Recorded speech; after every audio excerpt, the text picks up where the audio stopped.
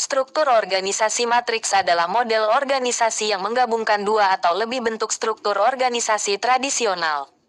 Dalam struktur ini, karyawan bekerja di bawah dua atau lebih atasan atau manajer, yang mewakili berbagai dimensi fungsional atau proyek.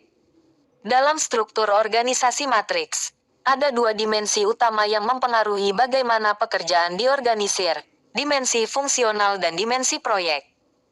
Dimensi fungsional mengacu pada fungsi atau departemen dalam organisasi, seperti pemasaran, keuangan, produksi, atau sumber daya manusia. Sedangkan dimensi proyek mengacu pada proyek atau inisiatif khusus yang dilakukan oleh organisasi. Dalam struktur matriks, setiap karyawan memiliki dua jenis tanggung jawab. Pertama, mereka bertanggung jawab terhadap fungsi atau departemen tertentu. Dan kedua, mereka bertanggung jawab terhadap proyek atau inisiatif tertentu. Karyawan bekerja dalam tim lintas fungsional yang dipimpin oleh manajer proyek, yang bertanggung jawab atas keberhasilan proyek. Keuntungan dari struktur organisasi matriks adalah sebagai berikut. 1. Fleksibilitas. Struktur matriks memungkinkan organisasi untuk merespons perubahan dengan cepat. Karyawan dapat dipindahkan antara proyek-proyek yang berbeda sesuai dengan kebutuhan organisasi. 2. Kolaborasi. Struktur matriks mendorong kolaborasi antara departemen dan tim proyek. Ini memungkinkan pertukaran pengetahuan dan pengalaman yang lebih baik, serta mempromosikan inovasi.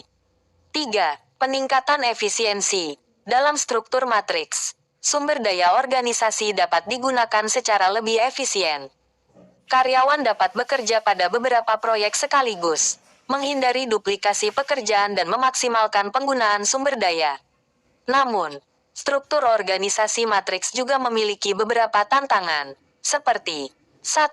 Konflik peran. Karyawan dalam struktur matriks mungkin menghadapi konflik peran karena mereka harus melaporkan kepada beberapa atasan.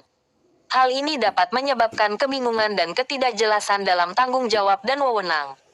2. Kompleksitas. Struktur matriks dapat menjadi kompleks dan sulit dikelola.